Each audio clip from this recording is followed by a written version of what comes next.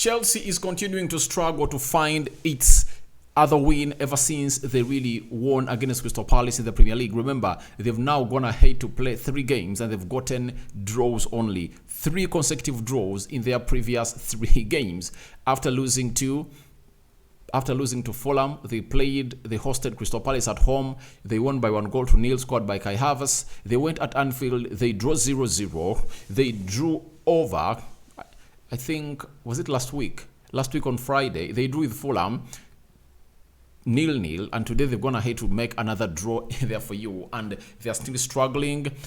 Mudryk, very much struggling.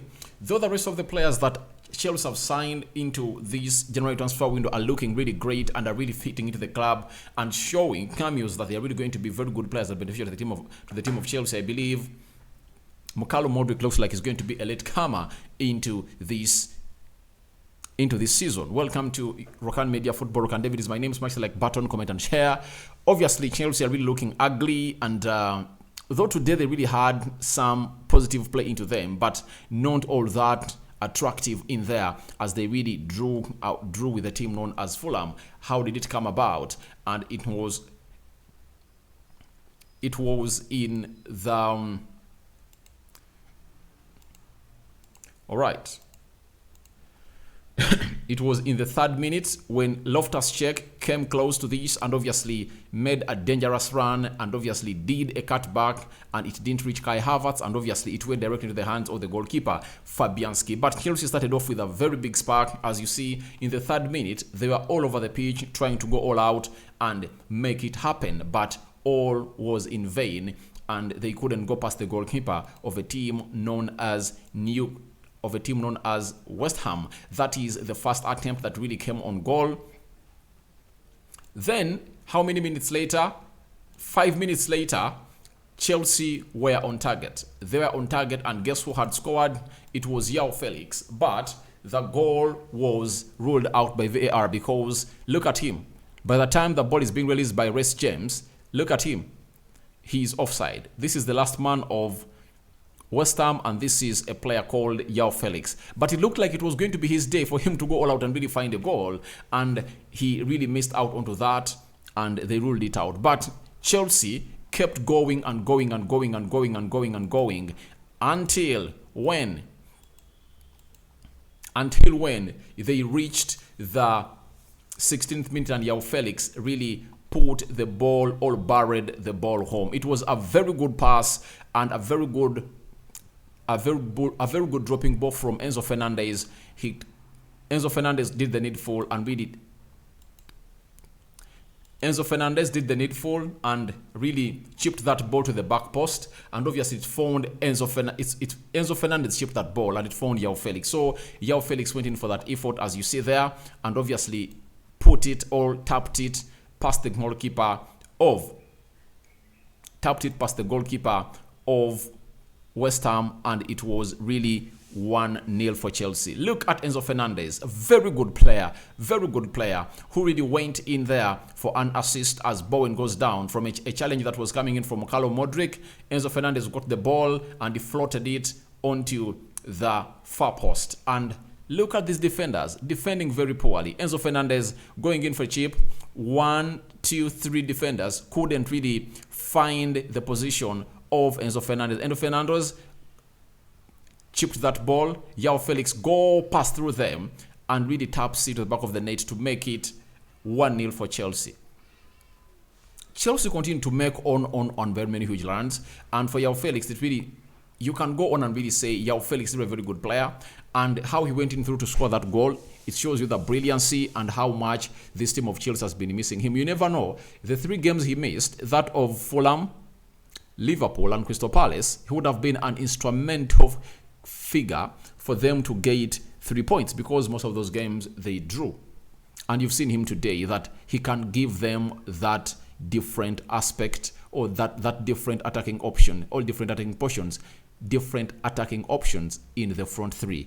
You've seen him very well, and he brings the rest of the players into play a lot. That's it.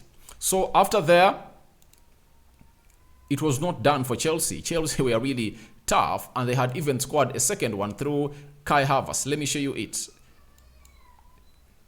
Mudryk had really find out a pass to a player known as Kai Havertz. Kai Havertz went and really placed that ball past the goalkeeper in the 22nd minute, meaning that 6 minutes later, after Joao Felix giving them the lead, they had put in an effort to double it up, but obviously it ended in vain because the referee said it was offside. There was an offside, and it was played in favor of Chelsea, and it was played in favor of West Ham. So Chelsea were really trying to double up the game. As you see, this is Kai Havertz, and he's offside. You see him? He's offside. Declan Rice was the last man, and obviously this guy is a little bit in front of him, and that calls for the offside flag to be raised. It was raised, and it ended the celebrations of Kai Havertz in a nick of time. And that was really bad for Chelsea, because if they had leveled that game of football, it wouldn't have reached this level of them even failing to win this game of football, because they couldn't keep a clean sheet. Yet in the previous 3 games they played, they kept a clean sheet.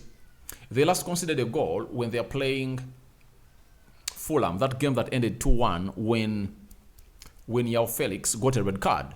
In the game of Crystal Palace, they kept a clean sheet. They won by 1-0 at their stadium. After that, they played against Liverpool away at Anfield. The game ended 0-0. And their last game they played, I think it was last Friday when the January transfer window had ended. Was it on Tuesday? Enzo Fernandez came in through and played his debut. Played 90 minutes, played very well. They kept a clean sheet against Fulham. This time round, the clean sheet was not able to be kept because towards the 28th minute or the 28th minute, it was obviously Fulham going. It's not Fulham, it's West Ham. It was West Ham that really went ahead to get the lead through their ex-player known as Emerson Palmieri. A cross brought in by Kofwal, brushed by Gerard Bowen, and then it found Emerson, and Emerson just hit that ball into the back of the net, and it was really a very huge mistake, and that was really poor defending from the Chelsea guys. Buddy Shield and Thiago Silva had a very poor communication. Miscommunication led to them to concede this goal of football, because if I thought they had communicated very well, they wouldn't have gone ahead to concede. That is Emerson Palmieri putting in the back of the net in the 28th minute, and obviously the hammer blow to Chelsea to level that game of football, as they really had a lead of 12 minutes only. That means they leveled the game, and the defenders couldn't stop that ball from reaching Emerson Palmieri at the back post, and he went in for that hit into the back of the net, and the goalkeeper couldn't cover his goal area to stop that ball from going the back of the net. And Chelsea tried, but obviously they couldn't find themselves on target again. But obviously, guess which team went on target again? It was obviously West Ham. West Ham was on target, and they really had their goal cancelled by VAR, because Declan Rice, who heads that ball to find Shushek, was offside. Let me show you how it really went up down there at the stadium. When you look at that photo, this is the position of Declan Rice, and when that ball was being delivered into the 18-yard box area, it met Declan Rice, and Declan Rice brushed it to find Shushek, and Shushek tapped in the back of the net. So they're checking for possible offside, and obviously it was offside because Declan Rice was here. Look at him. He's offside, and that goal really got cancelled. It was really a reliever to Graham Potter, because if this goal goes in, I don't see anywhere Chelsea get a goal. But he's going to just certain positives in this game of football. One, Chelsea improving their way of playing. Secondly, they've created very many chances today. At least you are seeing those patterns and rhythms forming up in that team of Chelsea. And his signings, Buddy Shield, Mudryk today made his full debut for Chelsea and played very well. I think he has a lot of forward and threatening game to the fullbacks that's going to face. He has those cameos with him, and that jinking fit is really great, and some good shot on him. The physicality is unquestioned. He's really a Premier League tailor-made player. Joao Felix on target. When he's leading the line, you see to it that the entire attacking force of Chelsea is really in unison. The cohesions, the patterns, the rhythm is really fluid.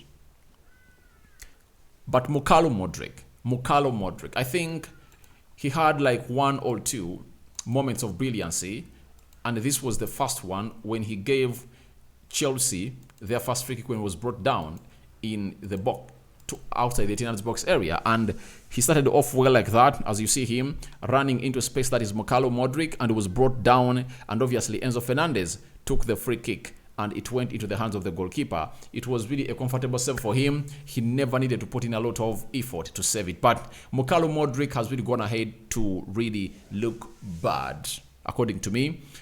I don't know whether he's not feeling at home. He's struggling to settle into this Arsenal, into this Chelsea side. He's struggling totally. And Graham Potter should find a solution, because he was even taken off around the 55th minute or 60th minute. In the game of Liverpool, he comes in through to make his debut, looks very well. In the game of Fulham, he starts. He never returned in the second half because the manager told us that Mukalo Mudryk was having a cold. This time round, he plays close to 60 minutes, €100 million player.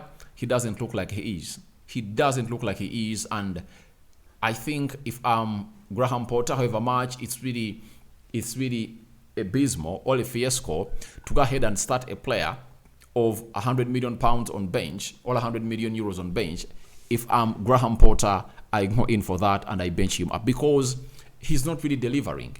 He's not delivering, and he showed us that when he came off the bench, when they were playing a team called Liverpool, he played very well. And I think next time, let him be benched and we try to see how he's going to perform off the bench, because off the bench, he might be a very, very, very good player. So let's wait and see how that's going to happen. But Enzo Fernandez, pure signing, good signing. No one is going to go ahead and really go on him that is not really worth this game of football. He's a very good player that has gone ahead to create a chance today, and he was trying to release, meaning that if Graham Potter goes ahead and finds in another player that can play as a 6, when Zakaria or N'Golo Conte comes in back, they are going to benefit a lot from a player called Enzo Fernandez, because he offers a lot going forward.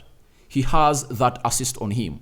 He has that shot on him. He has that composure that will always request from a person to come in through and really get the job done and dusted at or in the final third of the pitch. So that is the player for you, known as Enzo Fernandez, playing very well and registered an assist to the first goal that Chelsea scored through Joao Felix in the 16th minute.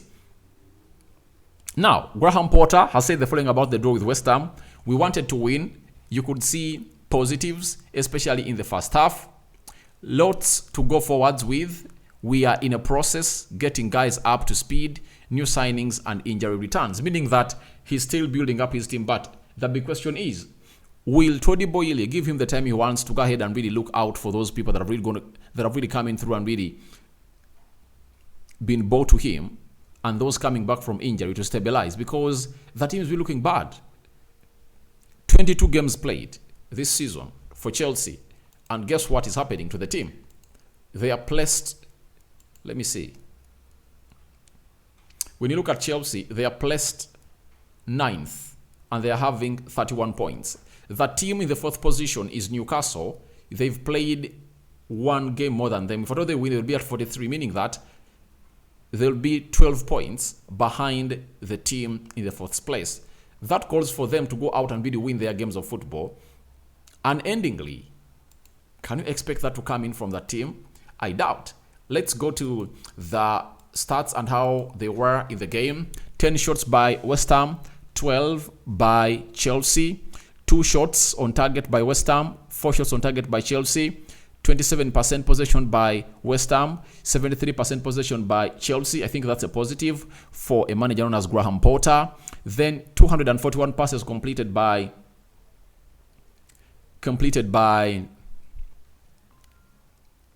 West Ham. Chelsea have completed 654 passes, 78% passing accuracy for West Ham, 90% passing accuracy for Chelsea, 9 fouls by West Ham, 11 fouls by Chelsea, 1 yellow card to both sides, 0 red cards to both sides. Then 1 then 3 offsides to West Ham and 4 offsides to Chelsea, 5 corners for West Ham and 6 for a side called Chelsea. The table looks like this. When you look at Chelsea where they are, here they are. If you have to look at them, go to who is in the 9th position of the Premier League table, and there he is. That is Chelsea for you. 22 games played, 31 points collected. That's it. They're really looking ugly. And for West Ham, they are now 15th. They've now managed to gather 20 points. That is it. So, thank you very much for watching in through. Your reactions to this game of football really welcome in the comment section below. What do you think about Mudryk struggling again in this game of football as Joao Felix finds his first goal for Chelsea? And Emerson Palmieri leveling the game and denying his former team a win today at the London Stadium. Rokani David is my name. I sign out for now. See you later. May the Almighty bless you abundantly. I'm out.